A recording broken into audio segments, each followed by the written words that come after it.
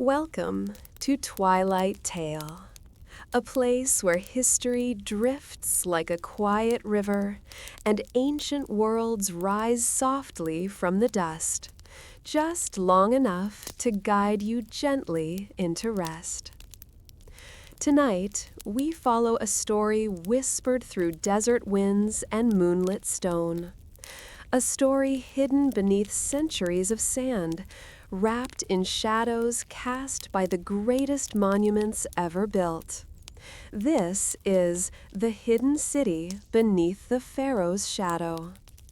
A place where footsteps once echoed beneath towering pyramids, where forgotten halls still breathe with the warmth of torches long extinguished, and where the quiet memories of ancient lives drift like grainy starlight. So settle in, let your breath slow, let the day fall behind you like a distant horizon. As the world outside grows dim, allow the soft hush of history to unfold. There is nothing you need to do now. Just listen and follow the calm path into a city lost beneath the Pharaoh's timeless gaze. This is your journey into the quiet past, and it begins now. The desert rests beneath a pale sky, its horizon trembling gently in the newborn light. It is a place where silence moves first, drifting across the dunes like a soft veil, touching every grain of sand with the patience of ages. Here, on the outskirts of a forgotten necropolis, the land holds its breath, as though it has waited longer than memory for someone to notice the shapes half buried beneath drifting gold. The traveler arrives just as dawn unfolds its first whisper. He is not a pilgrim, nor a seeker of treasure, but a quiet observer of the world's more fragile truths. His footsteps soften in the sand, sinking to the ankles, leaving behind shallow impressions that the wind will gently erase. Before him, the desert stretches outward as an ocean of pale dust. Nothing rises above the dunes except one shape, a fractured bowl of stone, exposed by time, carved with precision so delicate it seems impossible it could have been cut by human hands. It is the unfinished vessel of Zawyet el-Aryan, the strange, incomplete chamber said to be part of a pyramid that never rose.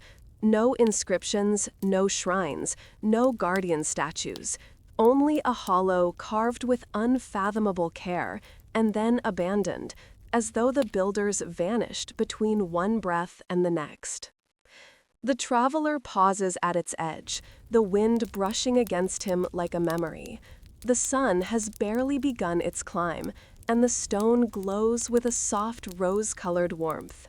The air around it feels different, thicker, older, as if time collects here, gathering in invisible pools.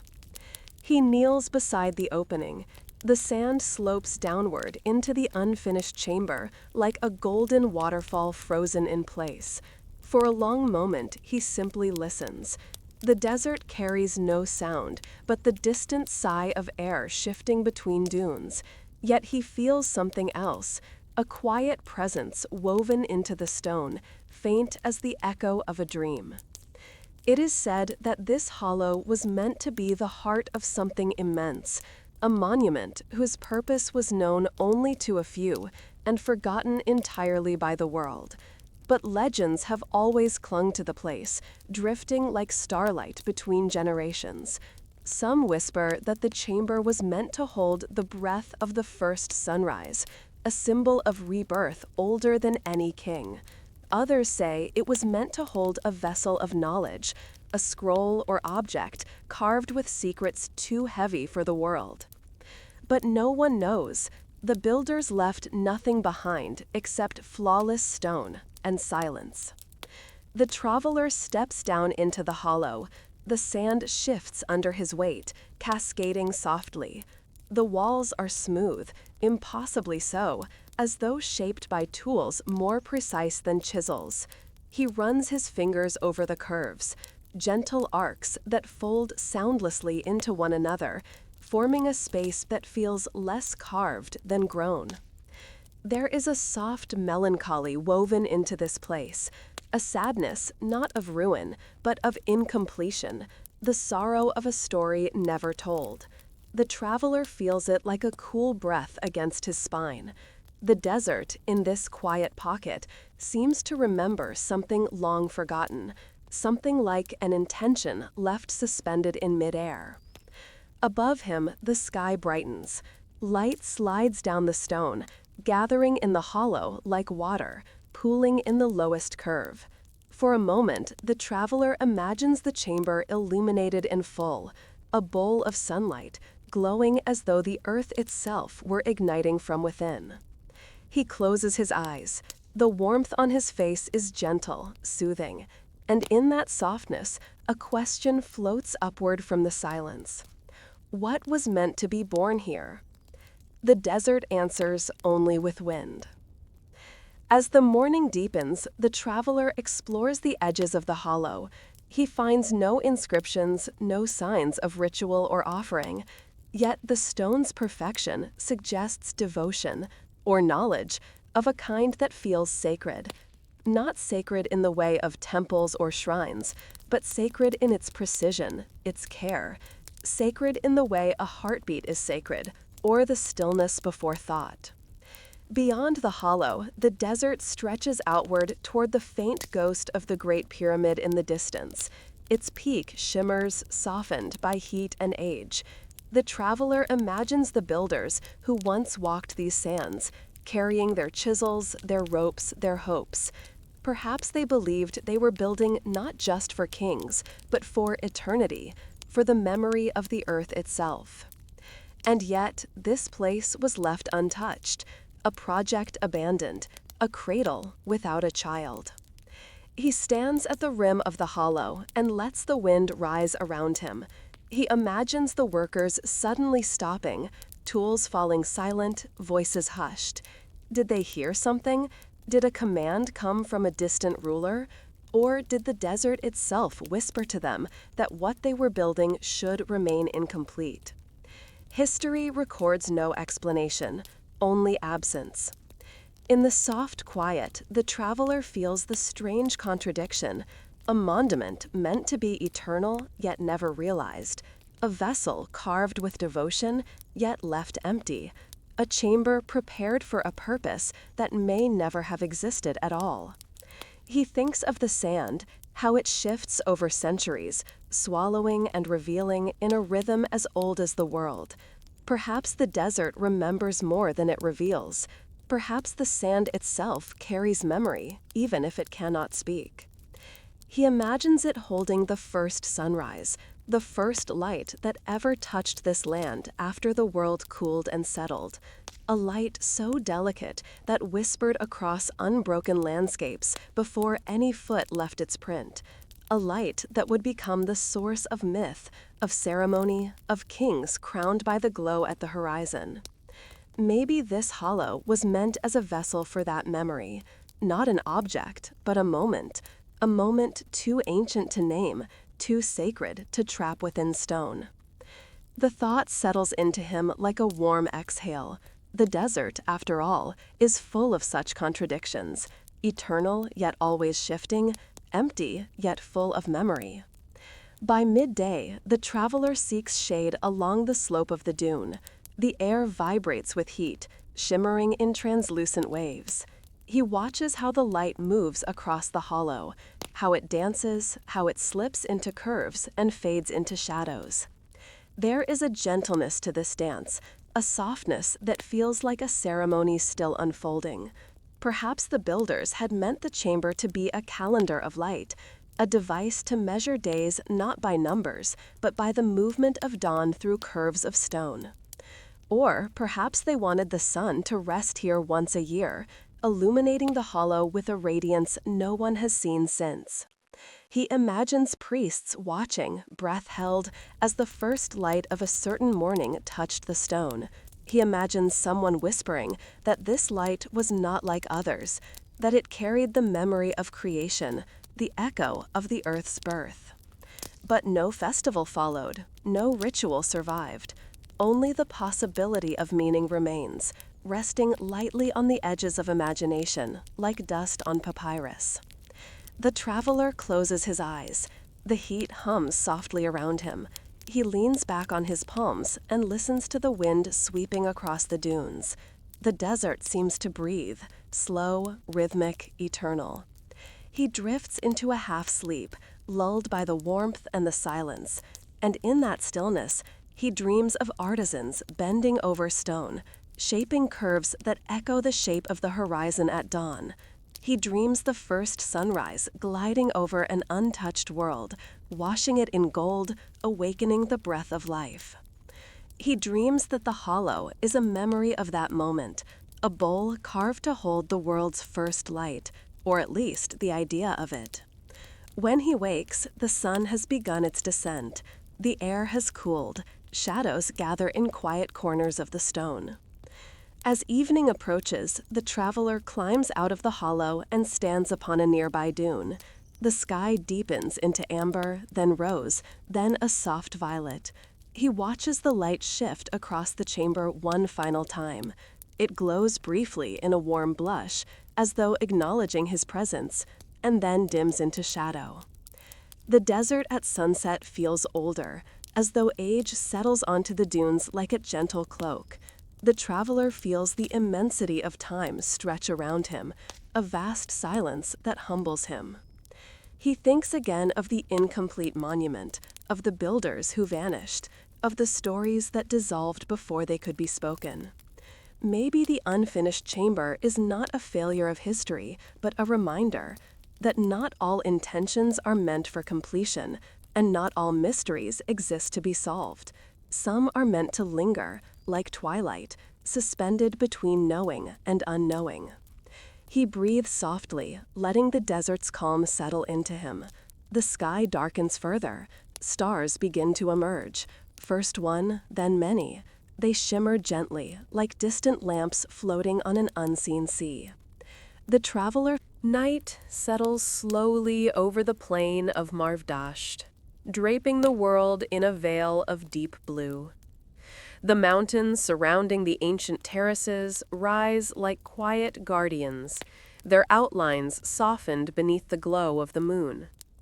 And there, carved into the stone shoulder of the earth, the ruins of Persepolis shimmer, not with the fire of empire, not with the noise of ceremony, but with a stillness so complete it feels like a dream long folded into the fabric of night. A soft wind brushes across the plateau, carrying with it the faint scent of dust and lingering heat. It lifts the edges of memories that have slept here for centuries, stirring echoes where once thousands stood beneath torches and banners. But tonight, only a single traveler approaches, his steps gentle, his breath quiet, as though he fears disturbing the ghosts that might linger in this sacred place.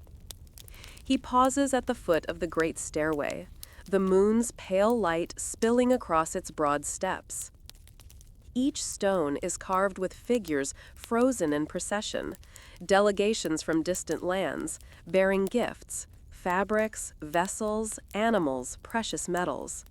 Their faces are serene, their hands extended in offerings that time has made eternal. Under the moonlight, the carvings seem almost alive, their shadows deepening, their features softened, as though they have been waiting for someone to witness them in this silent hour. The traveler lifts his head toward the terrace. The grand columns rise in ordered rows, their capitals shaped like bulls and lions, guardians of a world that no longer exists. Moonbeams drip down their surfaces, tracing grooves worn by wind and centuries. The air's cool, tender against the skin. Everything feels suspended. History not as a distant fact, but as a breath resting lightly on the edge of the present. He begins to climb. Each step carries him closer to the heart of what was once a city of ceremony, a palace of light, a cradle of empire. Yet under this moon, Persepolis is no longer a seat of kings. It is a memory carved into the earth, holding its stories with the gentlest whisper. When he reaches the top, the traveler pauses again. Before him stretches a vast stone platform, its emptiness softened by the glow of night. Shadows pool between the fallen columns, creating shapes that sway with the faint wind. Beyond the terrace edge, the plains fade into dark blue haze. Above, the sky slowly unfurls into a tapestry of stars. Persepolis does not speak aloud. It offers only silence. But it is a silence filled with breath, as though the city is not dead, but sleeping. The traveler steps between the columns of the Apadana. Once, these pillars supported a roof so high that the hall beneath felt like a forest of stone. Today, only fragments remain, towering shafts stretching upward, catching the moonlight on their pale surfaces. They glow faintly, like the bones of an ancient creature resting beneath the night sky. He runs his fingers along one of the columns. The stone is cool, polished by centuries of wind. His touch awakens a faint image in his mind. Courtiers moving through the hall, the rustle of silk robes, the low murmur of voices, the soft crackle of burning oil lamps. He imagines dancers moving in slow circles, their movements like drifting smoke, while ambassadors from distant lands stood in awe beneath the vastness of the roof. But the moonlight transforms these visions into gentle dreams rather than vivid reenactments. They come quietly, like memories the city itself is offering, not proudly, but with a soft melancholy. The traveler feels the weight of what was lost, but also the tenderness of what remains. He walks toward the edge of the hall and looks out across the terrace. The moonlight divides the ruins into silver and shadow, revealing the careful geometry of ancient design. Even in decay, the orderliness remains. Lines that lead the eye toward distant points, gateways that open onto darkness, platforms that once held vibrant life. In the quiet, a question rises within him. What did the ancient kings think of this place under the moon? Did they walk these roads at night, listening to the wind humming between the pillars? Did they see the shadows gather like whispered omens? Did they feel the weight of their own impermanence? Or did they believe their city would last forever, that stone and ceremony could resist the slow unraveling of time? He cannot know, but the ruins hold both possibilities with equal grace, offering neither certainty nor contradiction, only a soft ambiguity that feels strangely comforting. He turns toward the gate of all nations. Its massive pillars stand like sentinels, their carved bulls and lamassu watching with eyes that have seen the world change many times. Under the moon, these guardian figures seem to breathe, their muscles rippling with shadow, their wings softened by pale light. He walks beneath them. The air shifts, cooler, as though a doorway has opened not into another room, but into another era. He imagines the feet that once crossed this threshold. Diplomats, soldiers, priests, travelers from lands far beyond the horizon. He imagines the dust of distant kingdoms carried on their sandals. He imagines the awe that settled upon their shoulders as they entered the ceremonial heart of the Achaemenid Empire. But tonight, only an ancient gentleness feels. The gate no longer demands homage. It simply stands, a monument not to power, but to memory. Beyond the gate lies a vast open space, once a parade ground, now a quiet expanse of stone and shadow. The traveler walks slowly, feeling the breeze shift the fabric of his clothing. He glances upward. The stars hang low, as though listening. He thinks of the sacred fire, once tended by priests in the royal precinct, a flame that never extinguished, symbolizing eternal truth. He wonders where its ashes rest now, perhaps scattered by the winds that sweep this plateau each night. Yet even without flame, the idea feels alive, lingering in the air, in the stone, in the quiet devotion that echoes through the ruins. As he crosses the open space, the traveler approaches the Hall of 100 Columns. Though many of the columns have fallen, their bases remain like stepping stones in a dream. The moonlight weaves between them, casting long shadows that appear and dissolve as the breeze moves overhead clouds. He steps carefully between them, imagining the hall in its prime, a vast chamber of stone pillars rising like stalactites carved from the earth's breath. In this hall, kings presided over ceremonies of loyalty and tribute. Here, orders were given. Here, the empire's pulse was measured. But the traveler senses something else, something gentler, more human. He imagines the hands that carved these stones, the workers who shaped each surface, the artisans who etched each figure with reverence. He imagines the quiet pride of those whose names were never recorded, yet whose work remains centuries after kings turn to dust. This is the true whisper of Persepolis under the moon, that it was never only a city of rulers. It was a city of hands, of breath, of human longing. The traveler pauses in the center of the hall. The moon hangs above him, perfectly framed between two standing columns. Its light pours downward as though blessing the space. He closes his eyes. And in that moment, the quiet deepens. The night grows still. He feels something tender, not a voice, not a message, but a presence, like the last heartbeat of a dream before waking. It is the presence of time itself. Time that does not rush, does not demand, does not destroy. Time that simply exists, flowing like soft water through the centuries, carrying with it the remnants of memory and silence. He opens his eyes. The moon has shifted slightly. A small cloud drifts across it like a passing thought. Leaving the hall, the traveler walks toward the edge of the terrace, where the stone gives way to the open plain. From here, the ruins seem to float above the land, as though suspended in twilight. I can almost imagine the city rising from the shadows, banners fluttering in night wind, lanterns glowing, drums beating softly, footsteps echoing across polished floors. But the actual silence is more beautiful. For silence here is not emptiness. It is the presence of everything that once was. He sits on a smooth stone block and gazes at the horizon. The moonlight spreads across the plain like a sheet of silver silk. A few distant fires from small villages flicker faintly, but they do not disturb the peace. He remembers that Persepolis was built not merely as a palace, but as a statement, a symbol of unity among many lands, a meeting place of cultures bound by roads that stretched into every direction. The empire was not defined by conquest alone, but by the delicate weaving of peoples and traditions. Tonight, though, the traveler senses the fragility beneath that weaving. Empires rise like the sun, brilliant and warm, but they fade just as surely into dusk. He whispers a thought into the night. Even kings sleep. Even cities dream. The wind carries his words away, scattering them across the terrace. As the night deepens, the traveler wanders toward the royal tombs, carved high into the mountainside. The desert at night is a different world. A world where the air cools just enough to breathe, where the sky becomes a vast bowl of stars, and where the dunes soften into long, moonlit waves.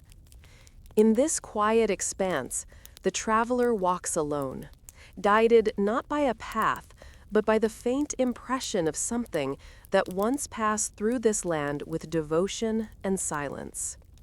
He has come to follow the memory of a caravan, not the kind carried in books or inscriptions, but one whispered about in fragments across centuries. A caravan that vanished into the sands along the ancient incense road, leaving behind only rumor, fragrance, and a scattering of stones carved with symbols no one can read. The traveler moves carefully, letting the moonlight paint his way. The dunes rise and fall like sleeping creatures. From time to time, he pauses to listen, for the desert carries sounds differently at night. Sometimes he hears only the wind. Sometimes something softer, like the echo of bells that once hung from camel harnesses, their chimes drifting across the plains like silver threads. He keeps walking. The night is long, but gentle. The moon hangs low, pale as pressed jasmine petals.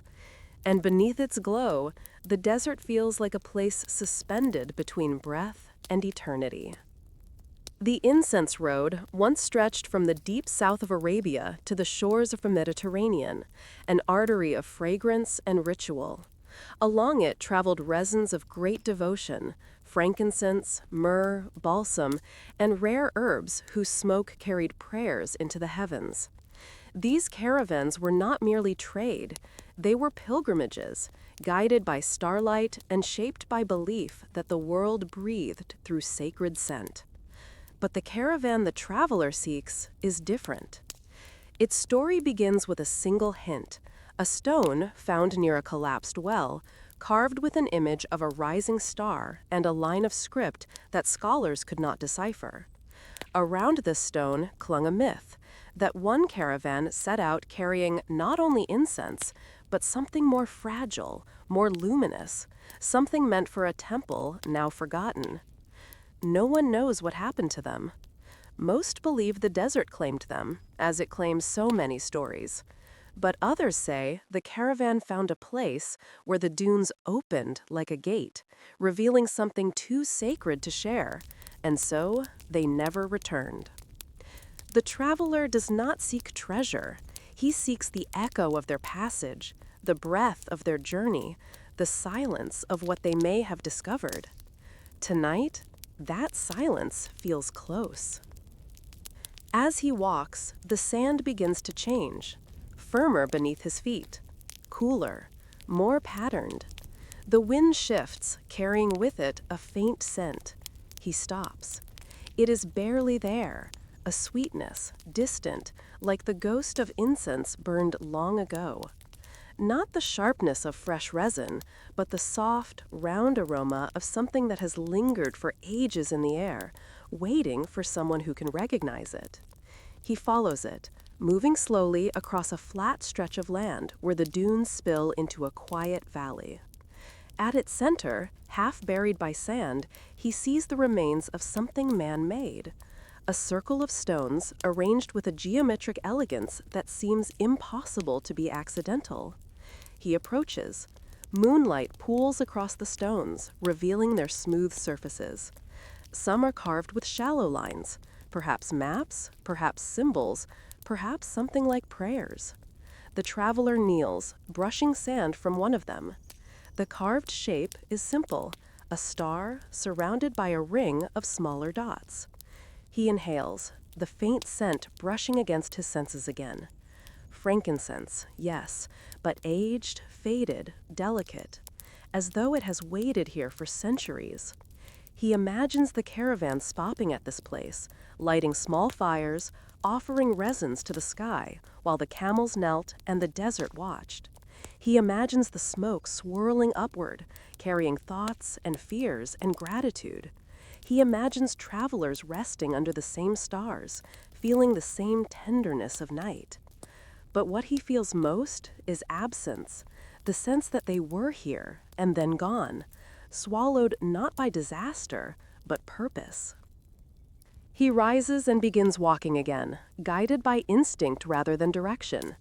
The valley opens into a narrow corridor between two ridges, and the sand becomes striped with pale shadows. The faint scent strengthens, though he knows there is no reason for it. Wind should scatter such delicate fragrance within days, let alone centuries. He feels as though he is following something that still breathes. The corridor widens suddenly, revealing a broad, flat pan of land that glows faintly under the moon. At its center lies a series of shallow impressions in the ground, long, curved, rhythmic. He kneels beside one, brushing his palm across the shape. Camel tracks, so old they should not exist.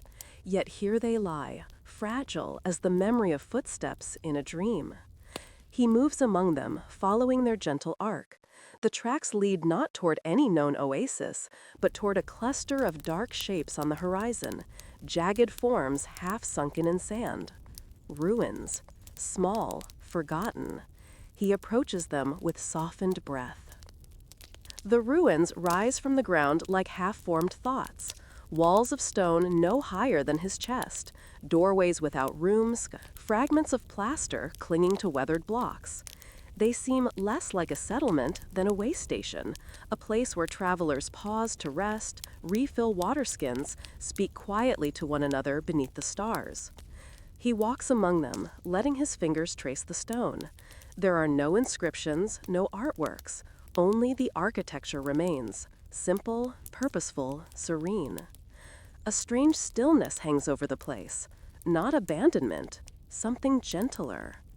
He imagines the caravan arriving here, extinguishing their torches, tying their camels to the posts that once stood along these walls. I imagine fires lit, resin smoldering, curls of pale smoke rising into the night air. I imagine quiet voices, not joyful, not afraid, but reverent, as though carrying something too precious to speak of. As he moves deeper into the ruins, he finds a small chamber. Its roof has collapsed, but one wall remains, curved like the inside of a bowl. Upon it is carved a simple pattern, a row of interlocking spirals flowing like water or smoke. The traveler touches it. The scent washes over him suddenly, rich, soft, unmistakably real. Frankincense, myrrh, a third aroma he cannot identify, sweet, resinous, like honey warmed by sunlight. He breathes it in slowly, letting it fill him. A warmth spreads across his chest, a calm, ancient, gentle warmth. The scent fades again, but the memory remains. Perhaps the ruins still hold the breath of the caravan. Perhaps the incense seeped into the stone, lingering like a blessing. Or perhaps the desert is giving him a vision, a reminder of what once passed through this place. He leaves the chamber and steps out into the open air. The moon has climbed high now, casting the ruins in silver.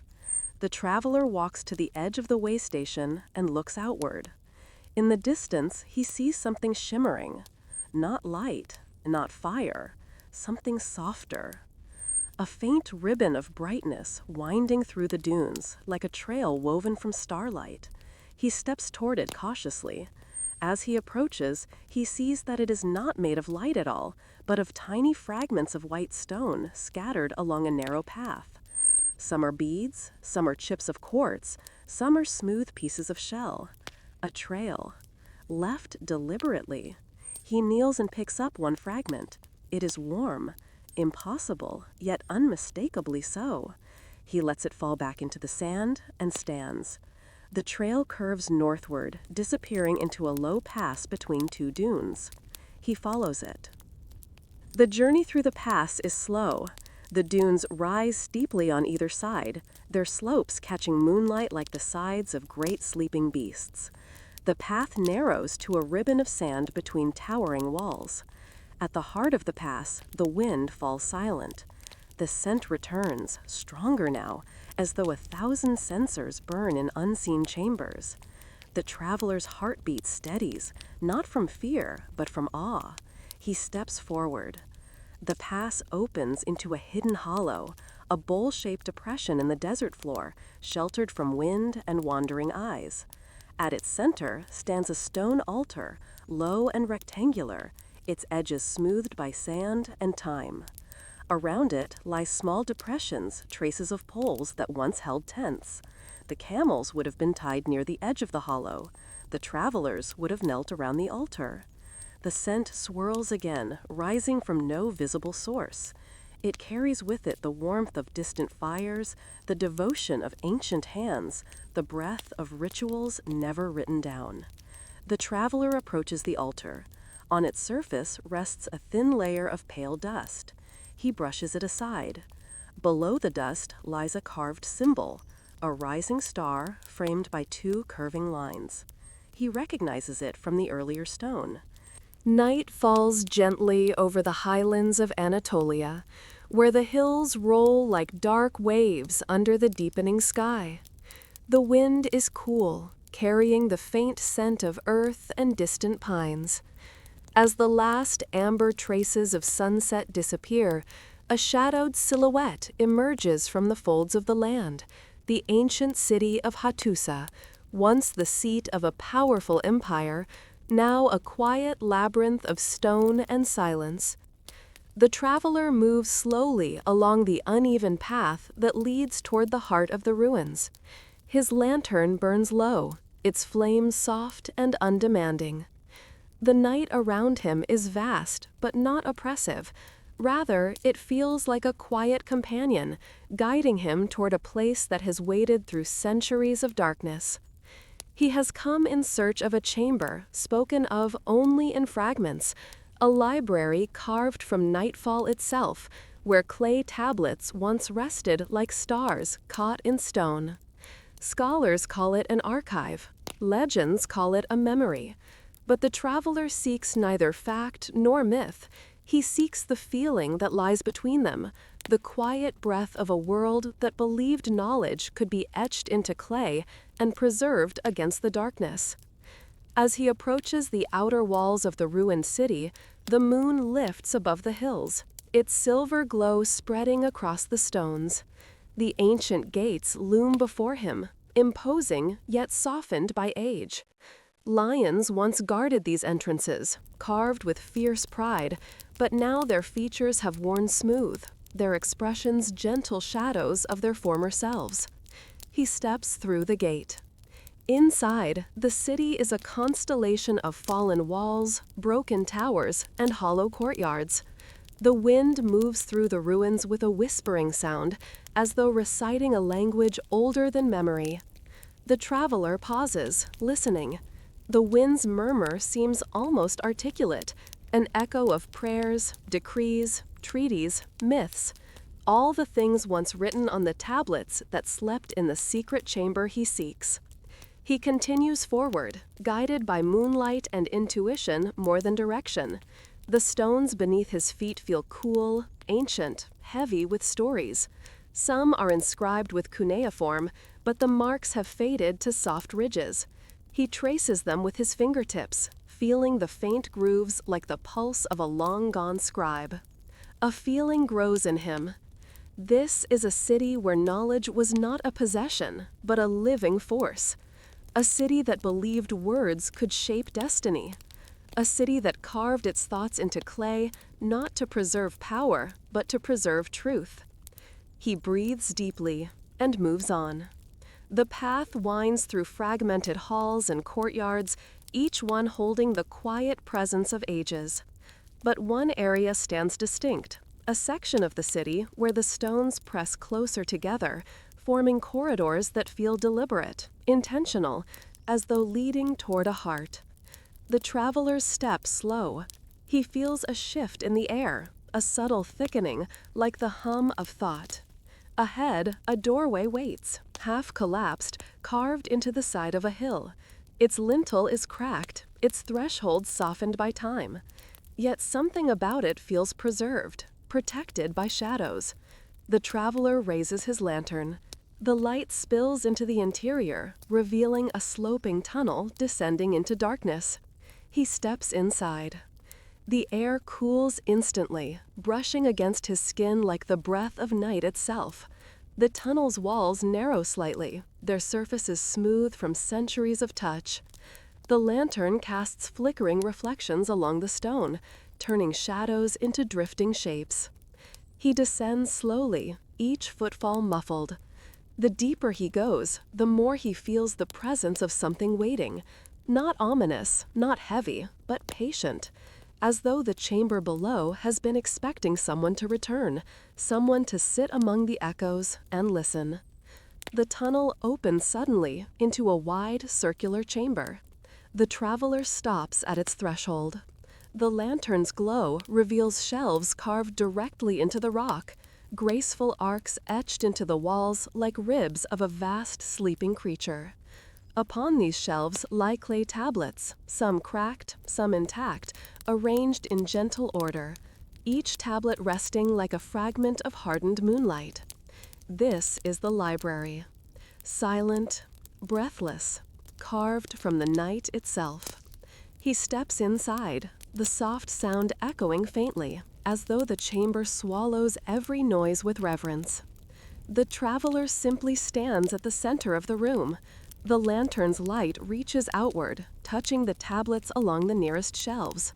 Their surfaces are etched with countless strokes, tiny marks, precise and delicate, forming words that once carried the weight of empires. He imagines scribes sitting where he stands now, their hands moving steadily, their breath warm against the clay.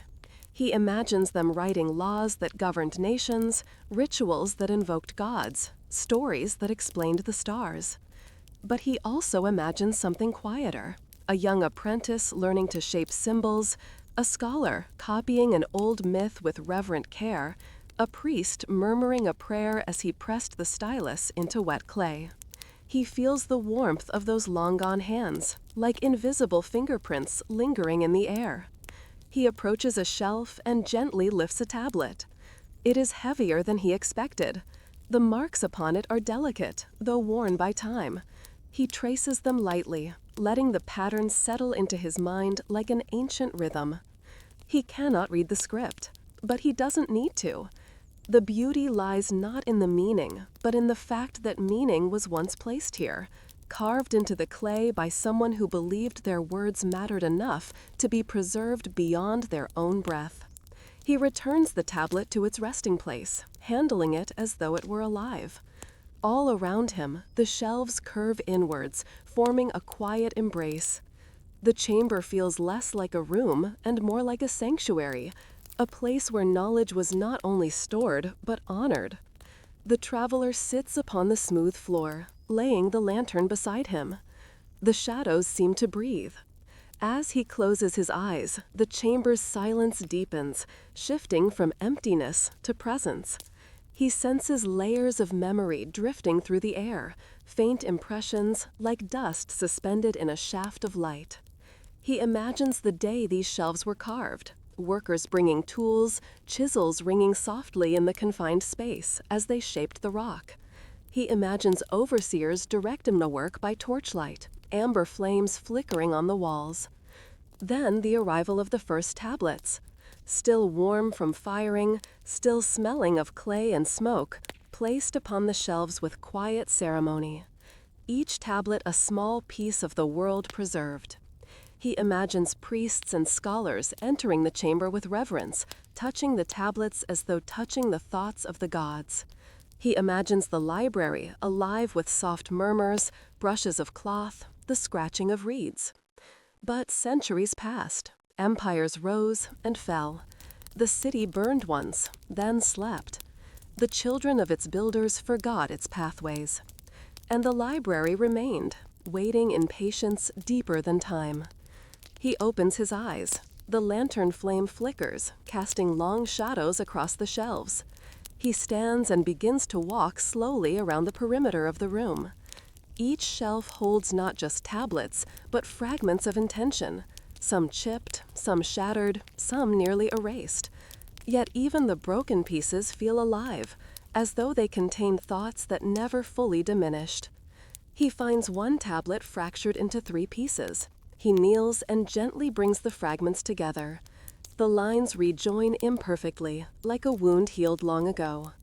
The tablet holds a hymn. He can tell from the repetition of symbols, their rhythmic arrangement. A hymn carved for a god whose name has been lost. He smiles softly, placing the fragments back in their place. This library is not only a repository of knowledge, it is a chamber of breath. Every tablet is an exhale from a world that once believed words could shape the divine. The traveler pauses before a deeper alcove near the back of the room.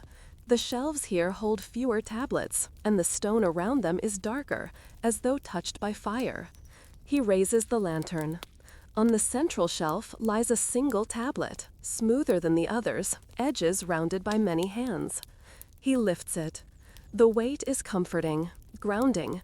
The clay is cool, but carries a warmth beneath the surface, like a stone that remembers sunlight. The symbols etched into it are remarkably clear. He studies them, noticing their symmetry, their delicate arrangement. This tablet, he thinks, was not a decree or a law. It was a story. He closes his eyes and imagines the scribe, sitting cross-legged in the flickering lamplight, stylus poised, pressing each mark with intention, breathing life into a tale meant to endure beyond his own days. Perhaps the story was one of creation. Perhaps it told of gods who shaped mountains from mist. Perhaps it recorded a dream that changed a kingdom. Whatever it contained, the traveler knows this: the story still exists here, suspended in clay, waiting for a reader who knows how to listen. He places the tablet back upon the shelf with reverence. In this chamber, evening gathers slowly along the forgotten coastline, where the sea meets the shore with a breath so gentle it seems afraid to wake the stones beneath it. The world here feels unhurried, as though time has curled into a quiet sleep beneath the waves. And in this hush, under a sky of drifting clouds and faint starlight, the traveler walks toward a place the fishermen call the listening city. No maps claim it, no records describe it, yet stories persist, stories of a city that leaned close to the sea, listening to its whispers, until the water itself carried the city away. The traveler follows a narrow path along the cliffs, the wind brushing softly against him like the fingertips of the tide. Below, the sea glows faintly, reflecting the dim crescent moon in ripples of silver. Each wave folds into the next like pages of a slow, ancient book. The night carries the scent of salt and something else, something deep and faint, like the echo of a memory. He descends a winding trail carved long ago, when this coast was busier, when ships filled the horizon and travelers from far lands brought stories that mingled with the voices of the sea. Now the path is almost swallowed by wild grass, but it carries him steadily downward toward a stretch of shoreline where the sand meets scattered ruins, stones smoothed by centuries of tide.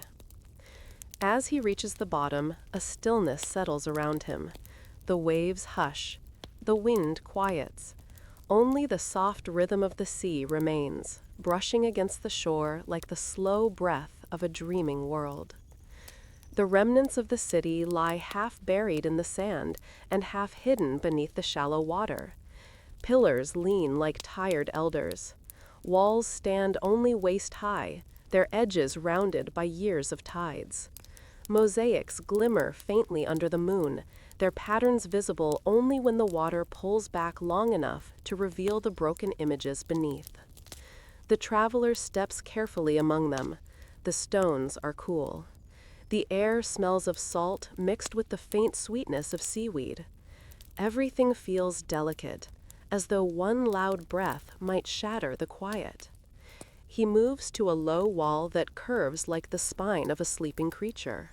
Beyond it, the sea laps gently into what was once a plaza. When the tide withdraws, he sees a faint circle carved into the stone floor, a symbol of the moon surrounded by waves. A moment of wonder stirs within him. This city did not merely face the sea, it worshipped it. He closes his eyes. The night thickens around him, and he begins to feel the first threads of the city's old heartbeat. Long ago, according to the fishermen's tales, this city was a place where people believed the sea had a voice, a soft, ancient voice that spoke in rhythms rather than words. They built their homes with open courtyards to let the sea's breath drift through. They carved their temples with windows shaped like waves. Their ceremonies were held not in plazas, but on the water's edge, where offerings of shells and woven reeds were set afloat like prayers carried by the tide. Some say the city could predict storms by the way the waves struck the harbor walls. Some say the tide rose higher on nights when the priests held their moonlit rituals. Some say the sea answered them, softly, gently, yet unmistakably. The traveler walks along a row of foundation stones, imagining houses leaning against one another like friends sharing warmth. He imagines families gathering at dusk, sitting by the water, letting the stories of the day drift into the waves. He imagines children sleeping to the sound of the tide, their dreams filled with the soft glow of underwater worlds. He approaches a cluster of pillars that rise from the shallow surf. When the water falls back, he sees steps beneath the surface, steps descending into the sea, not emerging from it. As though people once walked down into the water, deliberately, reverently, feeling the tide slide around their ankles as they spoke their nightly prayers. The traveler removes his shoes and steps into the cool water.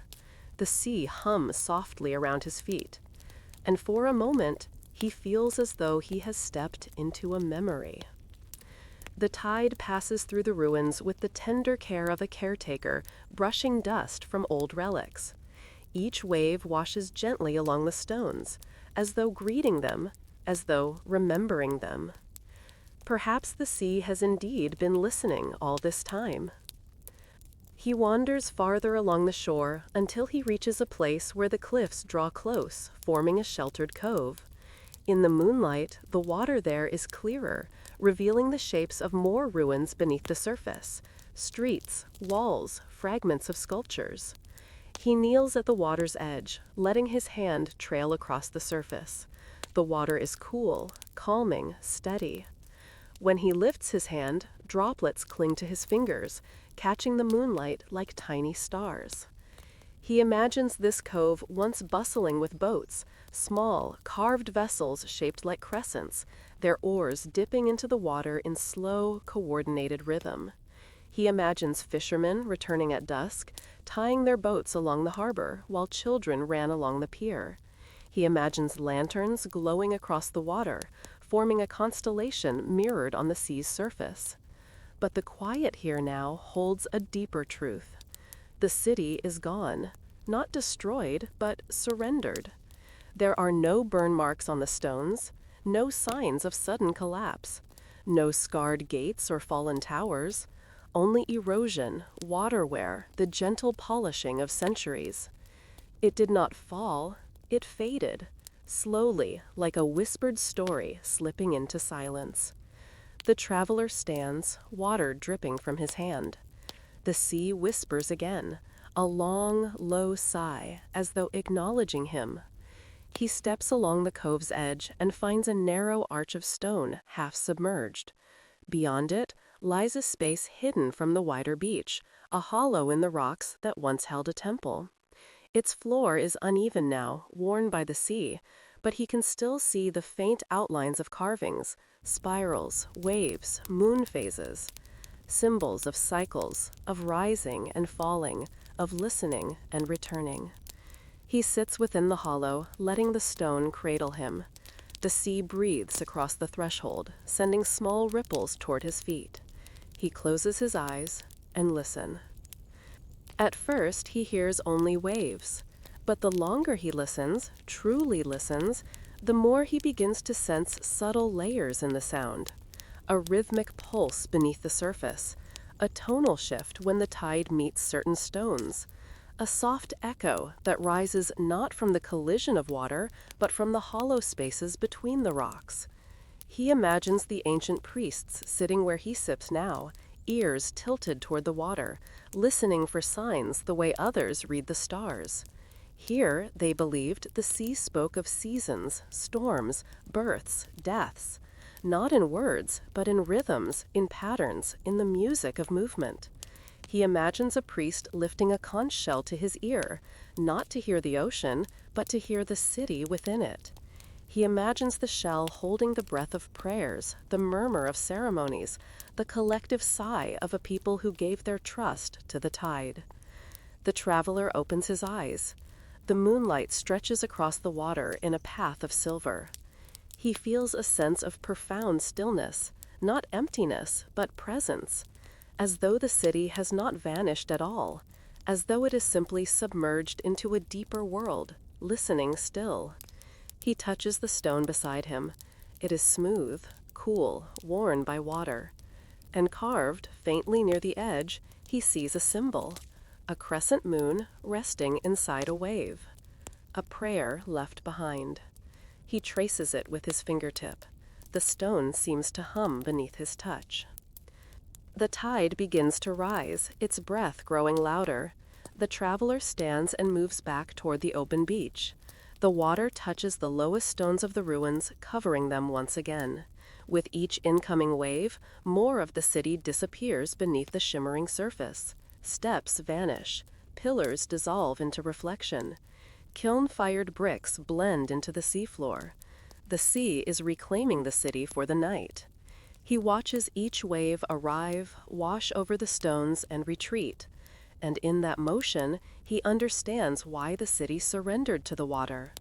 It was not a loss. It was a return. A return to the voice it had honored for generations. A return to the rhythm it had trusted. A return to the element that shaped its rituals, its stories, its very soul. The traveler walks toward a higher ridge where the tide cannot reach and sits among the rocks. He watches the water rise steadily, gilded by moonlight. The ruins dissolve inch by inch, becoming ripples, distortions. Reflections dance, shadow shapes sway under the waves, like memories moving just beneath the surface. It is like watching a dream slip back into sleep. And the sea, ever patient, ever listening, moves with a grace that feels almost deliberate. Hours pass softly. Evening folds its soft wings over the highlands, and the mountains of the north breathe out the last warmth of the day. The sky blushes slowly into violet, then deepens into blue, and the first faint stars appear like shy lanterns in an enormous waiting hall. On a lonely plateau, where the grass moves like a quiet sea, a strange orchard rises, not of trees, but of stones. The traveler approaches as the light thins, his steps slow, his breath visible in the cooling air. Around him, the land feels wide and untouched, open like a held-out palm. The wind carries the scent of dry grass, distant springs, and something older, the thin, sharp note of stone that has stood under the sky for longer than memory. Ahead, he begins to see them, tall, narrow monoliths scattered across the plateau, standing at gentle angles, some alone, some in clusters, some aligned in long, deliberate rows. They are not random, they are not stray rocks. They rise from the earth like sentinels, like questions, like instruments tuned to the silent music of the night. He pauses at the edge of this stone orchard. The air here feels different, clearer, almost crystalline, as though sound would travel farther, as though a whisper could reach the stars. The sun has nearly sunk beyond the mountains now. Only a thin band of gold remains, like the last page of a day being carefully turned. The traveler steps forward between two stones, and it feels, strangely, like passing through a gate. The stones are tall, some with rounded tops, some with jagged edges, all weathered by wind and time. Many are pierced by small circular openings, windows carved through their bodies, framing pieces of sky. As he walks among them, he notices how the openings capture the last light, glowing faintly with hidden fire. He runs his hand along the surface of one of the monoliths. The stone is rough beneath his fingers, but warm, as if it has absorbed centuries of sunlight and still holds the memory of every dawn. He can see fine veins of lichen, a thin dust gathered in the tiny hollows, the faint trace of ancient carvings almost lost to age. Shepherds once brought their flocks to these highlands. Stories say some of them were also priests, watchers of the sky, readers of stars. Here, under this wide celestial dome, they traced the paths of constellations and wove them into tales of spirits and ancestors. They stood in this very orchard and watched the seasons turn, not on paper, but upon the canvas of the heavens. The traveler looks up. The sky above him has grown deeper, darker. More stars have awakened, scattered in delicate threads. He sees a bright one low on the horizon, slowly rising, as if drawn by an invisible hand. He turns back to the stones. Many of the openings carved through them face the same direction. Some align so perfectly that when he stands at a distance, he can see a straight pathway of empty circles, one after another, like beads on a string made of air. They point toward the horizon, where that bright star climbs, patient and certain. A thought settles over him like a soft cloak. These stones are not random markers. They are instruments. They are lenses. They are eyes. Eyes that look at the sky. Eyes that remember the movements of light. He walks deeper into the orchard. The ground is uneven, sprinkled with tufts of grass and small stones. His silhouette slips between the tall monoliths, growing and shrinking with each step. Everything here feels intentional, yet nothing feels rigid. The stones stand at varied angles, as though each one is listening for a different voice in the sky. In the fading light, he imagines the plateau long ago, filled with figures wrapped in wool and woven cloth, their faces turned upward. He imagines fires at the edges of the field, embers breathing quietly as the watchers charted the rising of star after star. He imagines them whispering names to each point of light, names that never reached the pages of any book, yet lived on for generations, passed through families like heirlooms of sound. He finds a stone slightly separate from the others, taller, more slender, pierced with 3 openings at different heights. He steps close and looks through the lowest circle. At first, he sees only dim sky. Then, slowly, the bright star he noticed earlier enters the opening, framed perfectly. He stands very still. The star climbs, centered in the stone's small window. For a moment, it seems to rest there, as though the stone is holding it. Then it passes, continuing its patient journey upward. This is not the work of chance. It is a conversation between earth and sky, written in stone and light. He feels a quiet awe, not the sharp awe of shock, but the soft, spreading awe of understanding something wordless, that those who stood here before him did not simply look at the stars, they listened to them. They built this orchard as an echo chamber for starlight, a place where the sky could be heard through the slow alignment of light and stone. Night deepens fully now. The last color drains from the horizon, leaving only the dark outline of the mountains. The stars multiply, blossoming across the sky in dense clusters.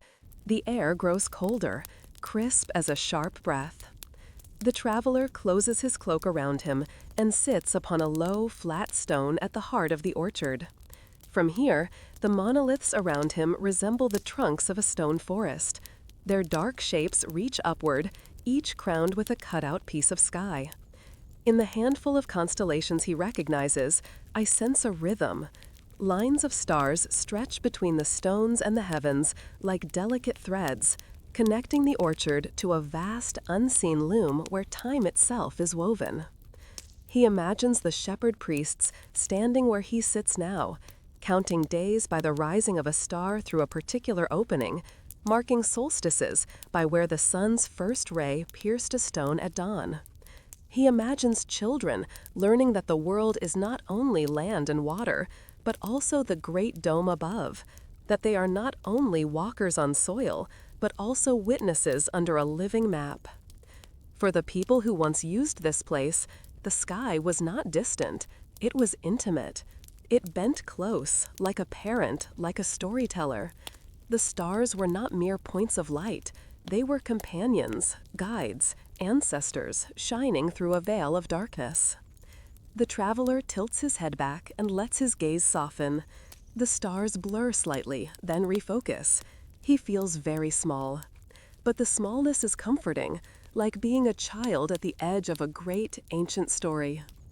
The wind whispers through the stones, making a low, singing sound as it passes their edges and openings. The orchard hums, quietly, like a chorus of hollow flutes breathing in unison. The sound is gentle, almost too soft to notice, but once heard, it cannot be unheard. It is as though the stones themselves are breathing with the night. He stands again and moves toward a cluster of 3 monoliths arranged in a loose triangle. At the center, the ground is worn smooth, as though many feet once circled here. He steps into that circle and looks up. Directly above him, a particularly bright star burns, sharp, white, unwavering. It hangs at the precise center of the triangle's open space. If he moves even a little, the alignment breaks. Standing perfectly still, he becomes part of the old arrangement, the human figure at the heart of stone and star. Perhaps, long ago, someone stood here at special times of the year, marking the moment when that star reached this exact position. Perhaps it was a signal for planting, or harvest, or ceremony. Perhaps it was simply a reminder that even in the vastness of the universe, there are places where the patterns intersect with human existence in small, gentle ways.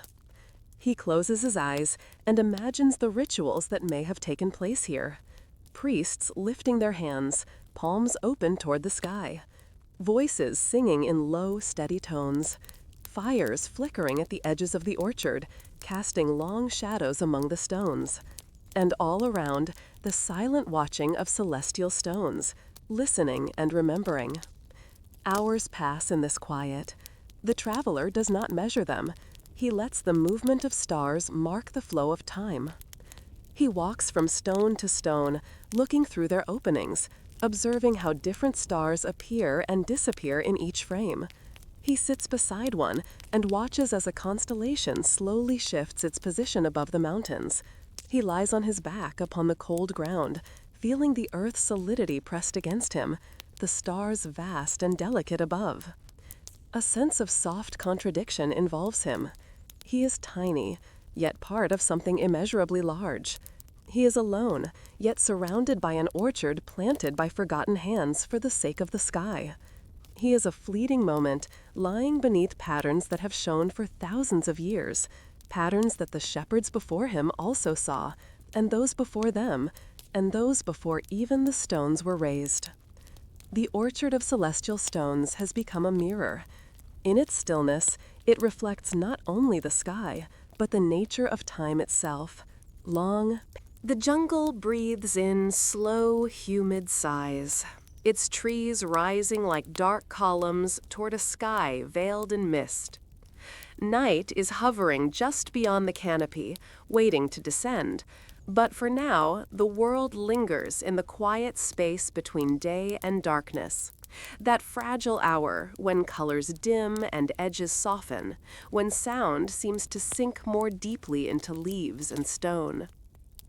Through this half-light, the traveler walks.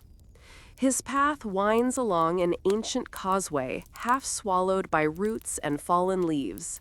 On either side, the jungle presses close, alive with murmur and rustle, the wingbeat of unseen birds, the whisper of small creatures moving through undergrowth, the faint chorus of insects preparing themselves for the coming night. The air is thick with the scent of damp earth and crushed foliage, and beneath it all rests another fragrance, subtler, more elusive, the smell of old stone warmed by countless suns. He follows a faint rise in the ground, a swell beneath the trees, until he reaches a small clearing where the canopy opens and the sky looks down like a single patient eye. There, at the center of the clearing, the temple rises. It is not as immense as some of the great pyramids he has seen in books and dreams. It is modest in height, its steps worn and uneven, its corners softened by lichen and moss. But there is something deliberate, something exquisitely exact in the way it stands, the way its stairway faces a precise point on the horizon, the way its upper platform seems to lean ever so slightly toward the west. The temple is a pyramid of stone, built in tiers, each layer smaller than the last, forming a stairway that climbs toward a small square shrine at the top. On either side of the central staircase, sloping walls rise like folded wings. When the traveler looks closely, he can see faint carvings along the steps, stylized feathers, serpents, symbols of days and cycles, the breath of time captured in stone. This is the place he has come to find, the temple where shadows keep count. He stands at the edge of the clearing, feeling the weight of the structure's gaze. It does not shout its presence. It does not loom. Instead, it waits, like a person who knows that the right moment will come without being summoned.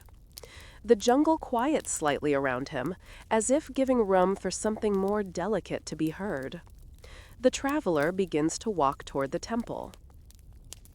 The first step he places on the ancient stairway echoes faintly, a soft thud swallowed by the stone. He moves slowly, feeling the uneven surfaces beneath his soles, each indent a memory of feet that climbed here long before him: priests, astronomers, farmers, children, those who read the sky like scripture. Halfway up, he pauses and looks back. The clearing spreads below him, framed by trees. Beyond the treetops, the last blush of the sun touches the horizon, a thin line of ember light. Above it, the sky deepens into indigo. The air feels heavy, expectant. He continues climbing. At the summit, the shrine waits, a small square building with a single narrow doorway, its interior dark. He steps onto the top platform and turns slowly, taking in the view. From here, the world feels simultaneously vast and intimate. The jungle stretches in all directions, an undulating green ocean. The sky arches overhead, stars beginning to pierce its surface one by one. The air is cooler, touched with the first breath of night. He stands at the edge of the platform and looks down along the temple's main stairway. The slope of stone falls away from him with careful precision. The angle is not accidental. It is tuned, like an instrument, to catch and carry the light. I have read of temples like this, where on certain days of the year, the sun's descent or ascent weaves a serpent of shadow along the steps, stitching sky to earth with a moving pattern of light and darkness. Places where time is not measured only in numbers, but in shadows that crawl and coil, in edges of darkness that climb and fall in silent rhythm. This temple seems to hold that same wisdom, though no guides stand here to explain it. No ropes, no plaques, no lines of visitors. Only stone and sky, and the quiet traveler, listening for something that cannot be written. He sits near the shrine, facing the western horizon. The sun slips lower. The light grows thin, then thinner, and the temple begins its slow, silent work. Shadows lengthen along the steps, merging into one another, forming long bands of darkness. The jungle darkens too, the trees becoming silhouettes, their leaves catching only the faintest hints of color. At first, the play of light and shadow seems ordinary, the simple result of the sun's angle. But as the traveler watches, he begins to see something more deliberate. Each tier of the pyramid throws a shadow that meets the next with uncanny precision. Along the staircase, alternations of light and dark march downward like a procession, the edges of shadow aligning neatly with the worn steps. It is as though the temple is drawing a pattern, one line at a time, across its own body. When the sun nears the horizon, the pattern becomes clearer. A zigzag, a series of jagged shapes flowing along the stair. Light, shadow, a serpent of alternating brightness and darkness. The traveler feels a slow, quiet awe rise in him. He realizes that this temple does not merely stand beneath the sky. It participates in it. It takes the sun's fading light and transforms it into a moving, living image. It counts the days, not with carvings or inscriptions, but with shadows that shift in answer to the turning of the earth. All at once, he can imagine the people who once gathered here at this hour. He sees them standing in the clearing below, their faces turned upward, watching as the shadow serpent formed along the staircase. Children pointing in hushed excitement. Elders nodding, satisfied that the world is still turning as it should. Priests standing near the base of the stairs, their garments catching the last light, chanting softly as the serpent of shadows slowly descended and dissolved into night. Perhaps this was how they knew that a season had turned. Perhaps this was how they knew when to plant, when to harvest, when to honor the gods of sun and rain and corn and breath. The temple, in its quiet precision, was their calendar, their clock, their bridge between sky and soil, and the shadows were its hands. The last slice of sun slips beneath the horizon. For a breathless moment, everything pauses. The serpent of shadow along the staircase is complete, its body a continuous chain of darkness flowing from the top platform to the base. Then, as the sun disappears entirely, the pattern disintegrates into a uniform dimness. Night takes the temple gently into its arms. The traveler sits very still, listening. In the growing dark, sounds return. The insects begin their chorus, a low and constant hum. Somewhere in the distance, a bird calls once, then is silent. Leaves rustle as the jungle rearranges itself for the long hours of shadow. He rises and steps toward the small shrine at the top of the pyramid. Its doorway is narrow, its interior utterly dark. For a moment, he hesitates, feeling the quiet weight of the unknown. Then he moves inside. The air within is cooler, still, carrying the faint scent of dust and old smoke. He can't see the walls, but he senses them close, sheltering like the inside of a cupped hand. He stretches out his fingers and touches stone, smooth in some places, rough in others, etched here and there with shallow carvings. He lets his palms slide gently along the walls, feeling the faint grooves of glyphs worn almost smooth. Perhaps they once recorded the temple's purpose, the count of days, the names of deities who guided the cycles. Now they are nearly illegible, reduced to texture rather than text. He stands in the center of the shrine. Above him, unseen, a small opening pierces the roof, a hole designed perhaps to admit a single beam of light at certain times of the year. Tonight, it admits only a faint breath of starlight, soft and barely perceptible. Inside this chamber, time seems to thin. There is no day here, no night, only a continuous, gentle darkness. The traveler feels as though he has stepped into the temple's memory, its innermost thought. He closes his eyes. In the soft dark, he imagines the rituals that were once carried out in this chamber. Priests counting days with tokens or knots, whispering each one as though adding a bead to an invisible necklace. Quiet invocations spoken at the turn of each cycle. Offerings of corn, cacao, feathers, placed carefully upon a stone altar.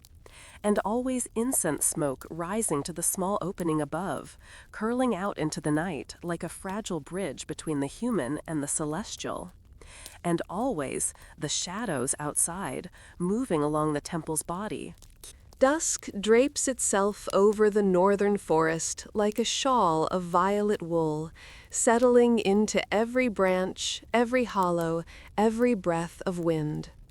The air is cool and fragrant with moss, pine resin, and the lingering sweetness of autumn leaves. Far above the trees, a faint haze of early stars trembles into view, soft as faint ink brushed onto a darkening page. Through the forest moves the traveler. His steps are slow, unhurried, guided by little more than instinct and a single piece of whispered lore. Somewhere in these woods, hidden behind iron gates, etched with unreadable markings, lies a sanctuary long abandoned by human hands, a place built not to be entered easily, but to guard something delicate, private, or sacred. The trees grow taller the farther he walks. Their trunks thicken, their branches knit together overhead into a vaulted canopy that filters what remains of daylight into a dim, green twilight. A hush deepens around him. Even the wind seems to tread softly between these ancient trunks. He continues until the forest opens suddenly, subtly, like a breath released after being held too long. Before him stretches a clearing filled with low mist, and at its far end, partially hidden by vines and weathered shadows, stand the iron gates.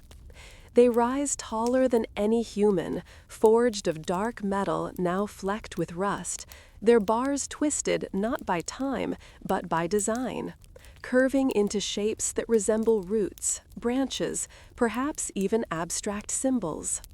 In some places, thin bands of metal loop through one another like interlocking circles. At the center, where the two gates meet, lies a sigil, a single vertical line crossed by 3 diagonal strokes. The traveler stops at the edge of the clearing. The air around the gates feels different, not dangerous, not heavy, simply still, perfectly, deeply still. As though the gates are listening, as though they have been waiting for someone to pause here. He walks forward through the mist, his breath curling into the chilled air. When he reaches the gates, he places one hand upon the metal.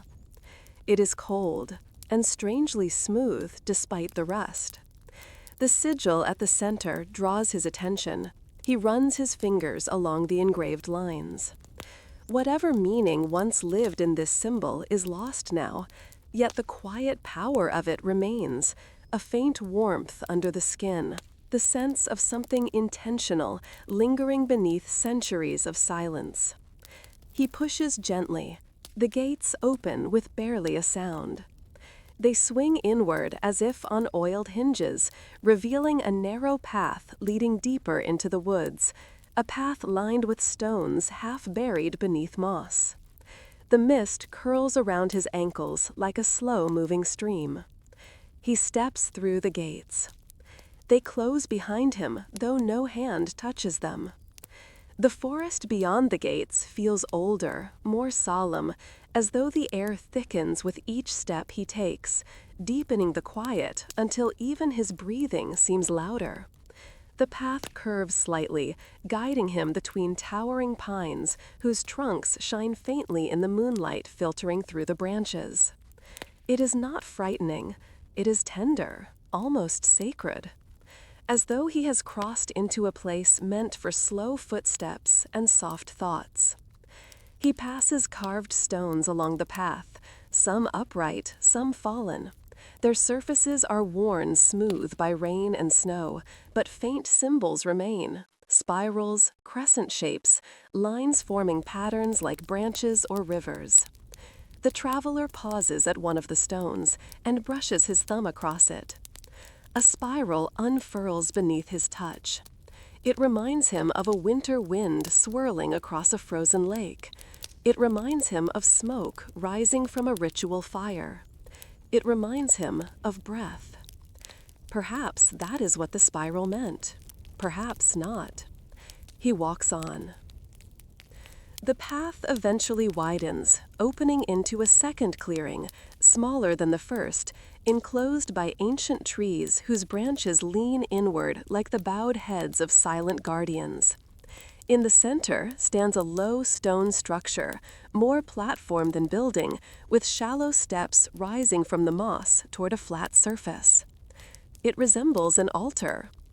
Not the kind raised in grandeur, but one meant for humble offerings, woven branches, cold ashes, feathers left by winter birds.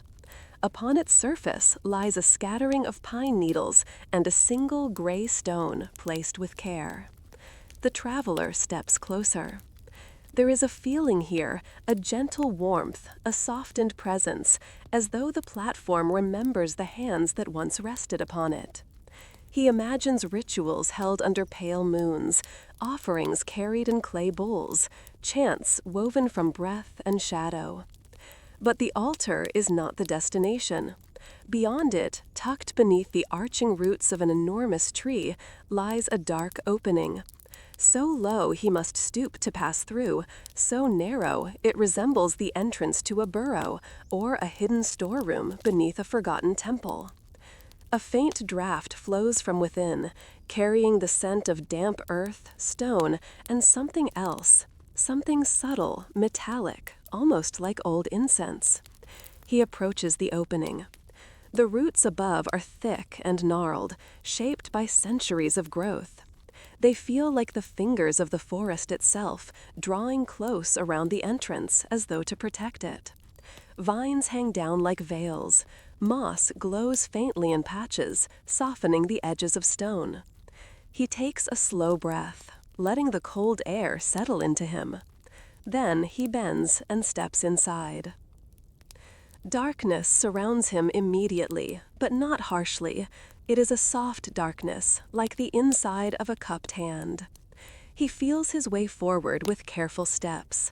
The tunnel is short, its walls smooth and cool, carved with faint grooves he can trace but not decipher. After several steps, the space widens, opening into a chamber hidden beneath the roots. The faint light that enters through the tunnel's mouth, joined by a second source, a thin shaft of moonlight descending from a narrow opening in the ceiling above, where the tree's roots part enough to reveal a sliver of sky. The chamber glows softly, dimly. And there, in the center of the floor, lies the sanctuary. It is not a building, not an altar, not a throne. It is a circle of stones. Each stone is small enough to lift, but arranged with such care that the pattern feels deliberate, precise.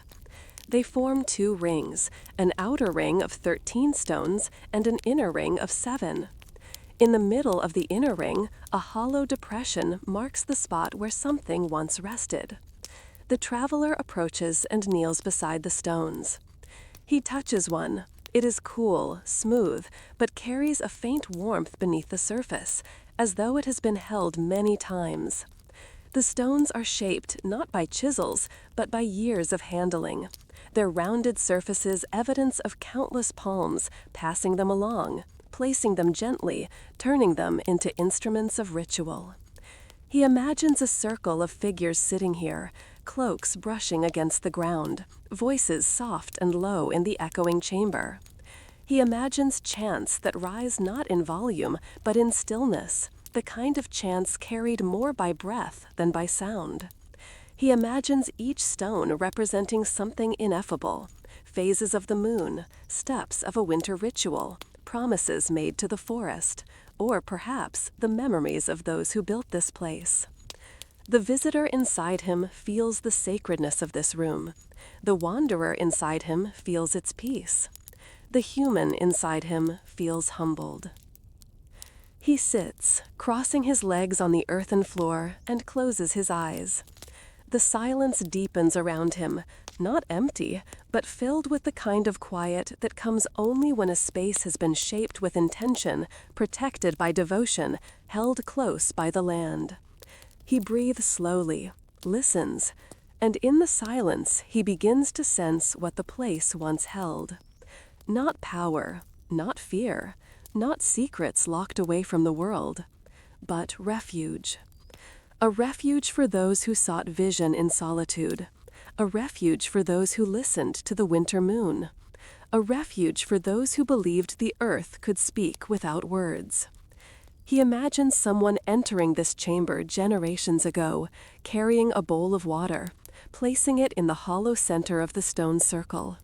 The moonlight falling upon the surface, the water trembling faintly with the breath of underground air.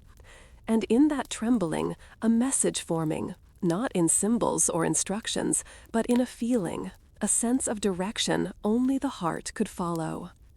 Perhaps the sanctuary was a place where people came not to seek answers, but to hear themselves more clearly.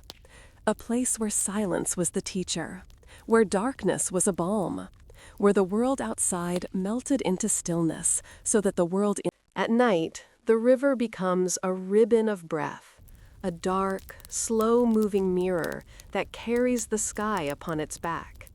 Its surface shimmers faintly beneath the moon, rippled only by the soft exhale of the current and the occasional whisper of reeds brushing against its edge. This river has flowed longer than any kingdom, longer than any inscription, longer than any memory that men have managed to keep. It is the Nile before it became the Nile, the waterway that watched the birth of stories while human history was still a dream. Along its quiet bank walks the traveler. He steps softly through the tall reeds, their slender leaves brushing his legs, their shadows shifting across his path. The air here is cool, moist, filled with the scent of river mud, lotus, and the faint sweetness of papyrus.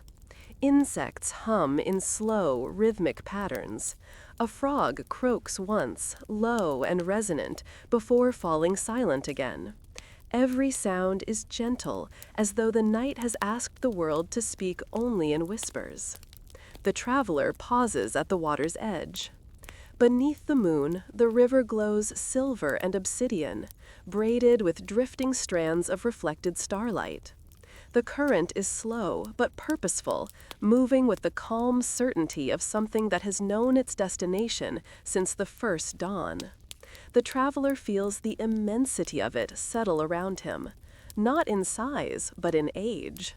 The river seems to hold layers of time, stacked like invisible sediment beneath the surface. And somewhere within those layers are the phantom kings. He has heard the stories, tales murmured by fishermen, recorded in obscure ancient scrolls, hinted at in myths told by elders whose memories stretch far back into their own childhoods. Stories of rulers who lived before the first dynasty, before hieroglyphs, before the crowns of Upper and Lower Egypt were forged. Kings whose names have dissolved into silence. Kings who drifted the river, not in flesh, but in essence, carried along by ceremonies as old as the stars, guided by oars carved for spirits rather than men. The traveler feels a soft tightening in his chest, not fear, recognition. He kneels by the water and lets his hand hover above the surface. The river seems to listen. He begins walking again, following the faint outline of an ancient path, little more than a suggestion of worn ground, where the reeds part slightly, as though generations of feet once passed this way. The path hugs the river, curving as the water curves, flowing with it like a silent companion. After a few minutes, the traveler sees something half buried in the mud ahead. A wooden post, weathered, tilted, barely more than a splintered remnant. He brushes mud from it. The wood is old, impossibly old, yet beneath the layers of silt and decay, faint carvings remain. Lines forming an image of a boat, long and slender, its prow curved upward like the beak of a bird. Beneath it, small circles represent oars. His breath catches softly. This is a mooring post, a place where ceremonial boats were once tied. But these boats did not carry goods or travelers. They carried the unseen. He can almost imagine them, long vessels carved from sacred acacia, decorated with feathers and gold leaf, drifting soundlessly along the river. Each boat holding an invisible figure seated upright, wearing a crown woven not from metal, but from moonlight and memory. On each side, priests rowing with slow, deliberate strokes, their movements like a ritual rather than a journey. The traveler closes his eyes. He can hear it, faintly, a soft splash of oars dipping into water, a murmur of voices chanting in a forgotten tongue. But when he opens his eyes, the river is empty. Only the reeds sway in the breeze. He continues walking. The moon rises higher, casting a pale path across the water. On the far bank, a line of low hills rolls gently against the sky, their dark shapes softened into silhouettes. Wisps of mist begin to gather near the river's surface, rising in thin, pale ribbons that drift like wandering spirits. As he moves, the traveler sees more remnants. A fragment of a carved oar, a stone slab etched with faint symbols, the collapsed remains of a small shrine half swallowed by mud. Each piece feels like a puzzle, fragments of a world the river has been guarding, silently, patiently, waiting for someone to walk with enough gentleness to notice. He kneels by the slab. The symbols are worn, almost indistinguishable, but one stands clearer than the others. A circle flanked by two curved lines. He recognizes it, a symbol for the sun's hidden journey through the night, a sacred map of the underworld. He realizes then that these phantom kings were not rulers of lands. They were rulers of transitions, guides between worlds, stewards of dawn. People once believed they embodied the moment when darkness gives birth to light, when the sun, unseen beneath the earth, sails through shadow and emerges anew. The traveler stands, feeling the meaning settle over him like a soft cloak. These kings were not meant to be remembered by name. They were meant to be felt, like the hush before sunrise, like the breath before waking, like the faint glow that precedes dawn. The path narrows, then turns upward into a slight rise in the riverbank. The traveler climbs, steadying himself on the roots of a gnarled tamarisk tree. At the top, he finds what he did not expect. A stone platform, circular, worn smooth by centuries of wind and sand. In its center stands a single pillar, broken at the top, leaning slightly. Around its base lie shards of pottery, thin, delicate, painted with faded spirals, offerings once placed for the phantom kings. He walks onto the platform. The stone is cool under his feet. From this height, the river stretches out like a sleeping serpent, silent, immense, unknowable. The moon's reflection floats on its surface, trembling faintly with the movement of the current. He listens. For a long moment, he hears only the night, the rustle of reeds, the hum of insects, the gentle slosh of water against the banks. Then, something shifts. Not a sound, not a movement, a sensation. The air grows still, the current slows, the reeds seem to lean inward. The traveler feels the river remembering. Slowly, almost imperceptibly, mist thickens above the water. It gathers into shapes, soft, wavering silhouettes, as if the river is exhaling memories it has held for millennia. Figures begin to form, not solid, not distinct, but present.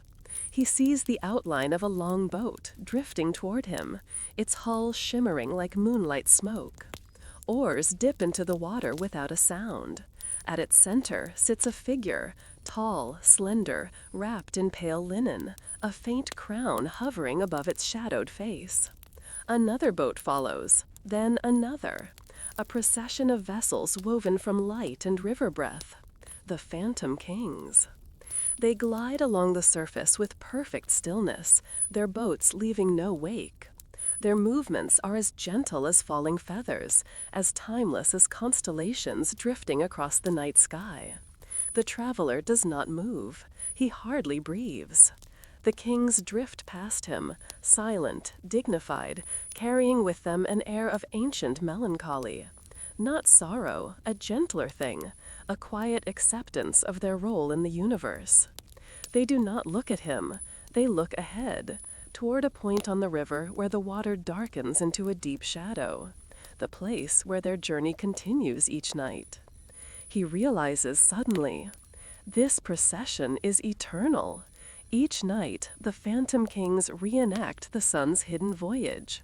They carry the memory of humanity's earliest dawns. They move with the rhythm of time itself. And the river remembers every journey. The boats begin to dissolve into mist. One by one, they fade. Their oars vanish. Their hulls unravel into silver vapor. The last to disappear is the figure of the foremost king. For a moment, the traveler feels the faintest shift, as though the king's presence leans gently toward him, acknowledging his witness with a breath softer than wind. Then the mist dissipates entirely. The river flows again. The current resumes. The reeds stand straight. the night returns to its natural rhythm. The traveler exhales. He did not imagine it. He knows that. The river carries too much memory to lie. He descends the rise and continues walking along the riverbank. His steps feel lighter, as though the night has lifted something from him or placed something gentle within him. The path becomes sandier, softer underfoot, and the distant croak of frogs return. Ahead, he sees the faint outline of a structure, low, long. High in the Andes, where the air is thin and the horizon stretches in a trembling line of blue and cloud, a solitary mountain rises like a dark altar. Its slopes are steep, its crown jagged, its breath faintly laced with whispers of old heat. The world around it is wide and empty, a vast canvas of wind-brushed rock, scattered tufts of golden grass, and skies that seem too large for any single life. Into this quiet immensity walks the traveler. His steps are slow in the thinning air. Frost crackles beneath his boots, and each breath leaves a small ghost drifting behind him. The wind brushes his face gently, carrying the scent of stone, cold earth, and something subtler, a faint trace of sulfur or smoke, the lingering memory of fire long gone dormant. Locals call this place the Mountain of Offerings, a high sanctuary, a sacred summit where ancient hands once left gifts for the spirits who dwelt between earth and sky, a place where fire was whispered, not shouted. The traveler climbs toward it, following a faint path that winds between rocky outcrops. The sun dips low behind him, spreading a wash of amber across the world. Shadows lengthen, the air cools further. A quiet expectation settles into the landscape, as though the mountain has noticed his presence. He reaches a ridge where the slope softens into a wide plateau. From here, the summit looms above him, a dark silhouette against the deepening sky. At the center of the plateau stands a shallow depression in the earth, lined with stones arranged in a circle. Some are blackened, some cracked from heat. An ancient fire pit. The traveler kneels beside it. The stones are cold now, but he imagines them glowing red under a night sky centuries ago, flames rising like spirits twisting toward the stars, priests chanting softly as they fed offerings into the fire. Feathers, woven cloth, small carved figures, coca leaves, droplets of chicha spilled with care. The fire was not for warmth, it was for communion, a way of speaking to the ancestors, not with words, but with flame and breath and the slow ascent of smoke into the heavens. The traveler closes his eyes briefly. He can almost feel the warmth of that ancient flame brushing his skin, a memory he never lived, yet somehow senses. He rises and continues toward the summit. The path grows steeper, the wind colder, the stars brighter. Night descends slowly over the highlands, spreading shadows first across the valleys, then over the ridges, then up the mountain's flanks. With it comes a profound stillness, as though the world is holding its breath. The traveler presses on. He reaches a narrow ledge where he must place each step with care. The mountain drops sharply on his left, the slope falling away into a dark sea of stone and distance. But the path broadens again, leading him toward a cluster of large rocks arranged in a strange formation. Natural, perhaps, yet touched by some quiet intention. He steps between them. The rocks form a corridor, a kind of passageway. At its end, he finds a small stone platform overlooking the world below. The plateau, the valley, the horizon, all spread beneath him like a vast, breathing tapestry. And on the platform stands an object he did not expect.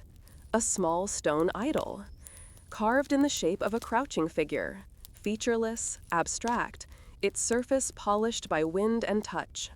It gazes out over the land, its posture humble, as if forever bowing to the sky. The traveler approaches slowly. The idol is cold under his fingers, but not unfriendly. It carries a quiet presence, the kind that settles inside the chest, not in the mind. He imagines ancient pilgrims climbing to this very spot, placing their hands where his lie now, whispering hopes or sorrows or gratitude to the figure and the mountain itself. He imagines offerings laid at its feet, small stones, strands of wool, dried flowers, feathers from brightly colored birds that once danced in the forests far below. This was a threshold, a place to pause, a place to breathe, to empty oneself before the final ascent. The traveler sets a small pebble at the base of the idol, a gesture without belief perhaps, yet filled with quiet respect. Then he climbs again. The summit is close now. The air has become thin enough that each breath feels like a sip. The moon rises over the mountains, a pale lantern suspended in an ocean of deep blue. Its light pours down the slopes, illuminating patches of snow, silvering the edges of rocks. At last the traveler reaches the top. The summit is a broad, flat expanse of stone, unnaturally flat, as though shaped by ancient hands. In its center lies a shallow pit lined with larger stones, blackened by fire. Around the edge of the summit stand low walls built of piled rock. Some stones bear faint carvings, spirals, suns, stars, stepped patterns. And scattered around the fire pit, half buried beneath dust and frost, lies small objects. A tiny gold figurine, a fragment of woven cloth, preserved by cold air, a smooth stone wrapped in faded fibers, a feather, unbelievably intact, iridescent even in moonlight. Offerings, left by hands that believed the mountain listened. The traveler walks slowly among them, careful not to disturb anything. The presence of those who would fear him feels strong, not haunting, but gentle, like a memory pressed lightly into the stones. He stands at the edge of the fire pit and imagines the scenes centuries ago. Priests dressed in thick woolen robes kneeling around the flame. Children brought to witness the ritual, their eyes wide with wonder. Women carrying baskets filled with offerings woven by loving hands. Men standing with bowed heads, letting the mountain wind brush their skin. They would wait until the wind fell still. Then someone would speak, not loudly, but in a voice steady enough to reach the ancestors. The fire would be lit. It would begin as a small spark, then grow into a flame that danced in the thin air. Smoke would rise, drifting upward in twisting spirals, carrying prayers with it. The flames were said to whisper. No one knew whether the sound came from the crackling wood or from something deeper, something living in the heart of the mountain. But generations believed that in those tiny whispers were the voices of ancestors speaking back through fire. The traveler kneels. The fire pit is cold now, but the stones around it feel warm, as though they remember. He sits cross-legged, letting the silence embrace him. The moon hangs directly overhead now, bathing the summit in silver. He breathes in, breathes out, listens. At first, he hears nothing but the faint hiss of wind. Then, slowly, softly, something changes. The air grows still. The world grows quiet. Even the wind pauses. A faint warmth touches the traveler's face. A feeling rises within him. Not sound, not thought, not vision. A presence. It feels as though the mountain has exhaled. Then, from the center of the fire pit, where no flame burns, comes a whisper. Not a voice, not words. A whisper weight of memory. The soft echo of flames that once lived here. It travels through the stones, up into the air, into the traveler's chest. He is not frightened. He feels only a deep, solemn calm. He closes his eyes and lets the whisper unfold. He sees the ancestor rituals as though through a thin veil. Fires blazing against night, smoke curling upward into stars, hands placing offerings with reverence, priests standing on the edge of the pit, listening to the flames, voices murmuring guidance to the young, tears offered to the mountain, songs carried by thin air. The traveler feels the weight of their devotion, Not heavy, not burdensome, but profound. These people did not come here to demand answers. They came to be seen. By the mountain, by the sky, by the spirits of those who walked before them. And in return, the mountain whispered fire. A language of warmth, a language of flame, a language of breath. When he opens his eyes, the summit is quiet again. Still, gentle. The whisper has faded, leaving behind a trail of warmth inside his chest. He stands slowly. Around him, the air shimmers faintly. Small crystals of frost glow in the moonlight. The offerings scattered across the summit seem to pulse gently with the memory of countless nights like this one. He walks to the edge and looks down at the world. The valleys stretch out in deep folds. The rivers glint faintly in moonlight. The distant villages sleep in clusters of tiny shadow. Far below, he sees the faint flicker of a solitary fire. A shepherd, perhaps, or a modern traveler camping in the cold. That small flame glows like a small echo of the ancient fires that once burned here. The traveler smiles softly. He realizes something then, something quiet, yet vast. This mountain sanctuary was not only a place for ancestors. It was a place for anyone who needed to feel connected, to earth, to sky, to memory, to the endless turning of time. Night settles over the old coastline like a slow falling curtain of indigo silk. The sea lies still beneath it, a vast, dark sheet, brushed occasionally by ripples that catch the moonlight in faint, trembling silver. The traveler walks along a narrow path shaped by centuries of tide and wind, the stones beneath his feet smooth and cool as river-polished bone. Ahead, the shoreline curves inward, forming a quiet bay.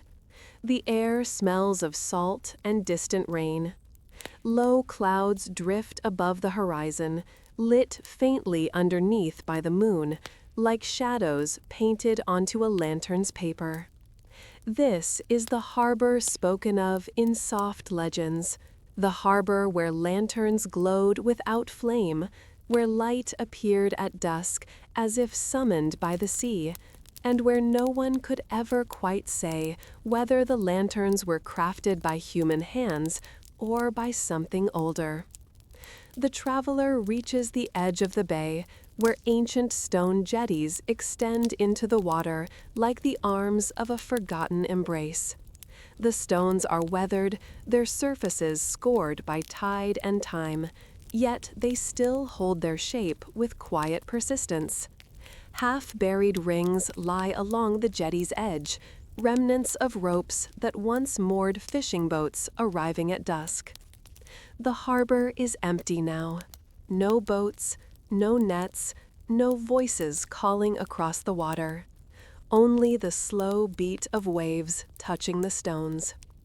The traveler stands on the jetty and looks out across the bay. Above the water, something shimmers. Tiny pinpoints of gold appear near the far side of the harbor, faint, delicate, and floating. They tremble softly, as if woven from the breath of fireflies. Then more appear, one by one, until a row of lights glows gently above the dark tide. Lanterns, not burning with fire, not swaying from any post or beam, simply hovering just above the water's surface, following the curve of the bay. The traveler holds his breath. No explanation rises within him, only a sensation, the same sensation one might feel seeing a memory take shape in mist. He steps closer to the edge of the jetty. The lights reflect upon the water, forming long, wavering paths of gold that lead toward the heart of the bay. They do not flicker like flame. They do not sputter like oil. Their glow is steady, warm, and impossibly soft. Lanterns that never died. He begins walking along the jetty, moving slowly, his footsteps quiet against the stone. As he approaches the cluster of hovering lights, he notices something unusual. The lanterns are not lanterns. They have no handles, no frames, no visible source of heat. Each one is simply a small orb of warm light, like a glowing pearl, suspended above the water, as if held by invisible threads. They drift gently, guided by the tide. When the traveler reaches the end of the jetty, he kneels. One of the lights floats only a few arm lengths away. He extends a hand toward it, though he knows he cannot touch it. The orb brightens slightly, not in response to his movement, but as though acknowledging his presence. The traveler's breath slows, his heartbeat softens. He remembers the stories. Fishermen returning at night, seeing the lights rise above the water. Sailors believing the lanterns were ancestral spirits guiding their boats. Villagers saying the sea itself lit the lamps to greet those who lived by its rhythm. Geomancers claiming the lights appeared only where the land's energy flowed strongest. Everyone had a theory. No one had an answer. And so the harbor became a place of gentle mystery, a place where people approached not demanding truth, but receiving wonder. The traveler watches the lantern drift closer. It casts a warm halo across the stones, illuminating the jetty in soft gold. For a moment, the place feels alive, not with history, but with presence. He whispers a quiet greeting, unsure why. The lantern brightens again, almost imperceptibly. The traveler stands and continues along the jetty, which curves slightly before returning to the beach. As he steps off the stone platform and onto the sand, the lanterns shift. Some drift inward, gathering near the shoreline. Others float higher, like small moons rising toward the deeper night. He follows them. The sand is cool beneath his feet, each grain smooth from years of tide. As he walks, the lanterns guide him toward a cluster of weathered ruins near the water's edge. Low walls, once part of a small fishing settlement, stand in jagged outlines, softened by moss and drowned in moonlight. The traveler steps into the ruins. The lanterns gather above him, forming a loose canopy of gold. Their light spills onto the broken stones, revealing faint carvings, spirals, waves, symbols of tide and wind. Perhaps this was once a place of gathering. Perhaps fishermen sat here in the evenings, mending nets and telling stories while lanterns rose above the water. Perhaps families walked along the beach, their faces lit softly by these patient orbs. He sits on a fallen stone. The lanterns hover close, as if recognizing him now as someone who listens. One by one, they drift past, leaving soft trails across his vision. Not streaks, but impressions, like gentle thoughts brushing against the edges of the mind. He wonders what they are. Not spirits, perhaps. Not creatures. Not illusions. Something in between. Fragments of light shaped by the world's quiet breath. Echoes of devotion. Memories of generations who stood upon this beach with gratitude in their hearts. Maybe the lanterns never belonged to the sea or the sky, but to the people who once lived here. Their hopes rising at dusk, glowing softly, refusing to fade even when the village did. The tide begins to rise. Slowly, steadily, the water pushes inward, covering the sand in thin, reflective sheets. The lanterns lower with the tide, drifting closer to the wet sand, their reflections merging with their glow. The traveler watches as they hover just above the surface, forming a path that leads toward the deeper bay. He stands and follows the glowing trail, along the shore, until he reaches a place where the bay narrows into a shallow, sheltered cove. Here, the lanterns cluster more densely, as though guarding something. In the moonlight, he sees a structure half submerged in the sand, the remains of a stone archway. The top is cracked, one side collapsed entirely, yet the curve of the arch endures. He approaches. On the remaining stones, he sees carvings, Patterns swirling like water eddies, spirals that resemble whirlpools, lines that mimic the movement of wind over the ocean. And at the arch's center, where an inscription may once have stood, he can make out faint glyphs. Their shapes are unfamiliar, fluid, like currents carved into rock. He reaches out and touches them. The stone is cool, damp from the tide.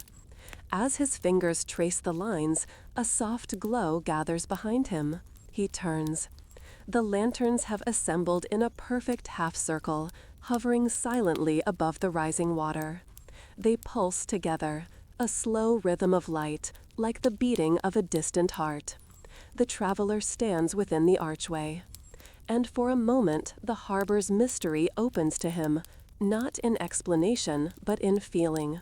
He senses the devotion of ancestors who believed the sea carried the breath of the divine, the gratitude of fishermen who returned safely from storms, the humility of villagers who lived by the moon and tide, the love of families who placed lanterns along the shore for those traveling at night. All those feelings layered upon one another, sinking into the water, the sand, the stones, until the harbor itself began to glow with them. The lanterns are not objects. They are the harbor's memory, a memory that refuses to extinguish. The tide reaches the traveler's feet. Cool water washes around his ankles, grounding him in the moment. He steps back from the arch, returning to the open stretch of beach. The lanterns drift with him, forming a gentle ring around his form. Their light warms the air, turning the night soft and gold. He kneels on the wet sand, letting the water lap gently at his knees. The lanterns gather closely now, above him, beside him, reflected in the water below him. The world becomes a chamber of shimmering light. He closes his eyes. He feels warmth settle into his chest, a quiet pulse, a slow unraveling of tension he didn't realize he carried. He hears nothing but the soft rush of tide. And the lanterns, if they make any sound at all, whisper. Dusk settles over the plateau like a soft veil drawn from the hands of evening. The sky dims into a muted lavender, streaked with faint clouds that drift like slow thoughts across the horizon. On the far edge of the land, upon a hill long claimed by silence, the ruins of a palace stand in fractured silhouette, broken walls, fallen columns, and archways that open into nothingness. It is a place worn by centuries of wind, sand, and forgotten stories, yet still holding a quiet kind of dignity, as though bowing gently beneath the weight of time. Toward this place walks the traveler. His steps are unhurried, measured, each one sinking slightly into the dusty path that curves toward the palace gate. Grass grows sparsely here, thin, brittle blades that shiver in the evening breeze. Birds have already retreated to hidden roosts. The world feels suspended, waiting for night to finish stitching itself into the sky. The traveler reaches the fallen gate. Two pillars remain upright, leaning slightly toward each other as though in whispered conversation. Their surfaces are etched with faint patterns, symbols or flourishes he cannot tell. Much has eroded away, leaving only shadows of meaning. He steps through. Within the ruins, the air cools. The palace grounds spread before him, open and quiet, littered with stones that once formed walls and courtyards. Weeds push through cracks in the floor, softened by the last light of dusk. Broken archways cast long, skeletal shadows. But the traveler is not here for the ruins above. He has come for what lies beneath. Stories mentioned it only in fragments, a hidden chamber below the palace, a place filled not with riches, but with echoes. A garden, they called it, though no sunlight touched its soil. A place where sounds lingered longer than they should, where whispers spoken centuries ago still shivered faintly against the stone. A garden of echoes. He walks deeper into the ruins. The first courtyard he enters is open to the sky. Columns stand in irregular rows. Some toppled, others leaning, a fractured forest of stone. Moss grows along their bases. Shards of pottery peek through the soil. In the far corner, he finds what he seeks, a narrow stairway descending into darkness, half blocked by fallen debris. He gathers his breath, steps forward. The air grows colder as he descends. The scent of earth and old stone mixes with something faintly sweet, a smell like dried herbs or old incense long absorbed into the walls. His hand glides along the stone railing, worn smooth by ages. Below, the stairway opens into a chamber, illuminated by the last threads of dusk filtering from above. Its ceiling is low, supported by thick beams carved with patterns that might once have depicted vines or waves. Their meaning has softened into suggestion. At the far wall, another stairway descends deeper, narrower, older, far less tended. A cool draft rises from it, carrying with it a faint tremor of sound. Not quite a whisper, not quite a sigh. An echo. He descends. Darkness surrounds him more fully now, but not completely. Tiny crystals embedded in the stone, remnants of ancient minerals, catch what little light remains, glimmering like faint stars trapped underground. The traveler feels as if he has stepped into a sky turned upside down, where stars cling to floors and ceilings instead of distant heavens. The passage leads into a cavernous room. And there, beneath the ruined palace, the garden begins. It is not a garden of plants. It is a garden of stone. Carved into the floor are shallow basins filled with water so still it seems frozen. Around the edges grow formations of smooth mineral, shaped like petals frozen mid-bloom. Columns resemble trunks of petrified trees, their surfaces layered with the slow drips of mineral-laden water. But what draws him most is the sound. Silence fills the chamber, thick and warm. Then, gently, slowly, a faint echo touches the air. Not loud, not clear, a soft shape of sound, like a footstep taken long ago, reverberating still. The traveler stands perfectly still. Another echo rises, a low, soft murmur. Not a voice, exactly, more like the memory of a voice, its meaning dissolved, leaving only emotion floating in the air. He walks forward carefully. The basins reflect the faint light, each one like a mirror holding a sliver of the upper world. When he steps between them, the echoes change, shifting in timbre, sliding gently along the walls, as though responding to his presence. He kneels by the nearest basin and touches the surface with a fingertip. The water trembles, only slightly, and a soft ripple spreads across it. A whisper rises from the depths. Not words, just a breath. He withdraws his hand. The chamber settles once more. He moves deeper into the garden. The stone formations thicken, growing more intricate, sweeping arches, stalactites like hanging blossoms, stalagmites blossoming upward in gentle curves. In some places, mineral has collected in thin sheets, forming translucent veils draped over the stone like frozen waterfalls. The echoes grow more complex. He hears faint laughter, distant, fragmented, as if caught between centuries. He hears what might be the soft clang of metal, a tool against stone. He hears a sigh of a woman, carried in threads so fine they nearly break. He hears a drumbeat, one single pulse, that seems to originate from nowhere. He realizes then what the garden truly is. Not a place of ritual, not a place of storage, a place of memory, a place where sound refuses to die. Every whisper ever spoken within these walls has seeped into the stone, absorbed, preserved, replayed in fragments for anyone who listens gently. He sits upon a smooth rock, shaped like a pale stone blossom. He closes his eyes. The echoes drift around him like slow-moving currents. Footsteps, laughter, a sudden sob, a steady chant, a whispered prayer, a sigh of awe or fear or love. The traveler feels the presence of countless lives brushing past him, not in form, but in breath and echo. Not haunting, not demanding, simply lingering. Softly, tenderly, each sound a petal drifting in an eternal breeze. He opens his eyes again and looks upward. The ceiling of the chamber is immense. High arches meet at points shaped like delicate stars. Moisture glimmers on their surfaces, shimmering like tiny constellations.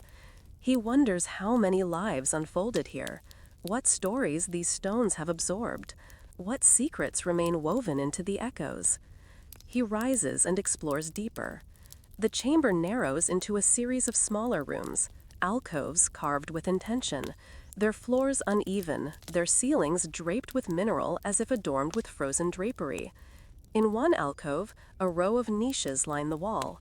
Each niche holds a small object: a rounded stone worn smooth from handling, a fragment of carved shell, a sliver of painted pottery, a feather pressed between thin sheets of mineral, a piece of bronze shaped like a leaf. Offerings, keepsakes, memorials. He touches none of them. The air grows still around him as though the echoes hold their breath in respect. He steps into another alcove. Its floor dips into a shallow pool. The water is perfectly clear, perfectly still. He kneels at its edge. His reflection trembles slightly, not from his movement, but from a faint wave of sound traveling through the chamber. In the reflection beside him, another shape flickers, not his own, a shadow of someone long gone. He turns. No one is there. But the echo of a breath brushes past him, cool and soft, like a sigh released centuries late. He reaches out toward the air.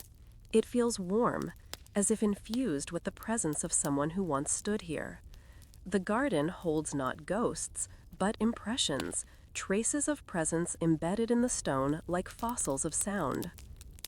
He continues walking.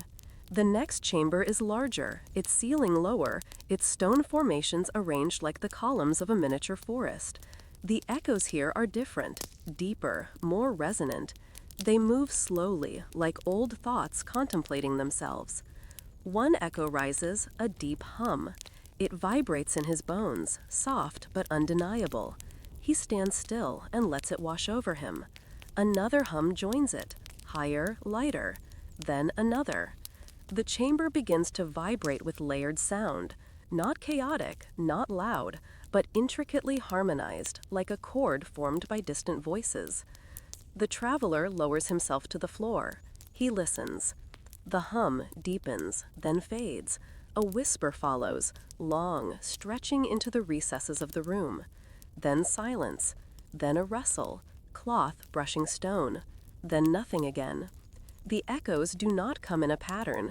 They come as memory dictates, woven by the stones themselves, fragments of lives. And so, under the watchful shadow of the Pharaoh, our steps fade from the hidden city, back into the gentle quiet of night.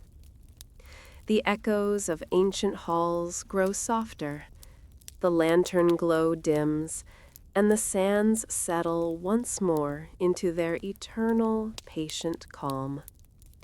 You have walked through forgotten corridors, heard the faint stories carved into stone, and felt the presence of a world that once breathed beneath the desert. Now, let the weight of time drift away. Let your thoughts grow light, like dust lifted by a desert breeze. Here, at the edge of the ancient world, you are safe, you are calm, and your mind can finally rest.